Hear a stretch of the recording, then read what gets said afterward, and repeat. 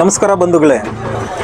ಹೈದರಾಬಾದಿಂದ ಬೆಂಗಳೂರಿಗೆ ಹೊರಟಿದ್ದಂತಹ ಒಂದು ಕಾವೇರಿ ಟ್ರಾವೆಲ್ಸ್ನ ಒಂದು AC ಬಸ್ಸು ಕರ್ನೂಲು ಬಳಿ, ಆಂಧ್ರ ಪ್ರದೇಶದ ಕರ್ನೂಲು ಬಳಿ ಅಪಘಾತವಾಗಿ ಸುಮಾರು 20 ಜನ ಸಜೀವ ದಹನವಾದಂತಹ ಘೋರ ಘಟನೆ ಇಡೀ ದೇಶವನ್ನೇ ಬೆಚ್ಚಬೀಳಿಸಿತ್ತು.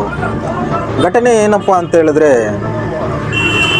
ಬೆಂಗಳೂರು ಕಡೆ ಹೊರಟಿದ್ದಂತಹ ಒಂದು AC ಬಸ್ ಏನಿದೆ, ಆ ಬಸ್ಸು ದ್ವಿಚಕ್ರ ವಾಹನಕ್ಕೆ ಡಿಕ್ಕಿ ಹೊಡೆದು ಆ ದ್ವಿಚಕ್ರ ವಾಹನ ಬಸ್ಸಿನ ಕೆಳಭಾಗದಲ್ಲಿ ಸಿಕ್ಕಾಕ್ಕೊಂಡು ಅದು ಆ ದ್ವಿಚಕ್ರ ವಾಹನ ಏನಿದೆ ಅದು ಸುಮಾರು 200ರಿಂದ 300 ಮೀಟರ್ಗಳಷ್ಟು ದೂರ ಬಸ್ನ ಅಡಿಭಾಗದಲ್ಲೇನೆ ಪ್ರಯಾಣ ಮಾಡಿದೆ.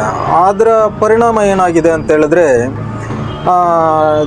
ಟೂ ವೀಲರ್ನಲ್ಲಿದ್ದಂತಹ ಟ್ಯಾಂಕ್ನಲ್ಲಿದ್ದಂತಹ ಪೆಟ್ರೋಲ್ಗೆ ಬೆಂಕಿ ಹೊತ್ಕೊಂಡು ಆ ಬೆಂಕಿ AC ಬಸ್ಗೆ ತಗುಲಿದ್ರಿಂದ ಈ ಒಂದು ಘೋರ ಘಟನೆಗೆ ಕಾರಣವಾಗಿತ್ತು. ಆ ಒಂದು ಕಾರಣವಾದಂತಹ ಏನು ದ್ವಿಚಕ್ರ ವಾಹನ ಏನಿದೆ, ಆ ವಿಡಿಯೋ ಒಂದು ಲಭ್ಯವಾಗಿದೆ.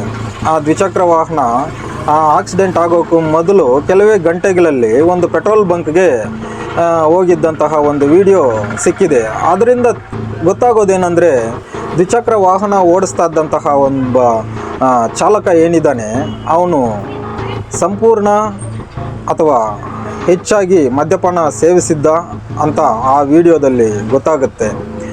ಸುಮಾರು 20 ಜನನ್ನ ಸಜೀವ ದಹನ ಮಾಡಿದಂತಹ ಆ ಒಂದು ಘಟನೆಗೆ ಆ ವ್ಯಕ್ತಿಯ ಒಂದು ಮದ್ಯಪಾನನೇ ಕಾರಣ ಅಂತೇಳಿ ಸಾಮಾಜಿಕ ಜಾಲತಾಣಗಳಲ್ಲಿ ತುಂಬ ಚರ್ಚೆ ಆಗ್ತಾ ಇದೆ.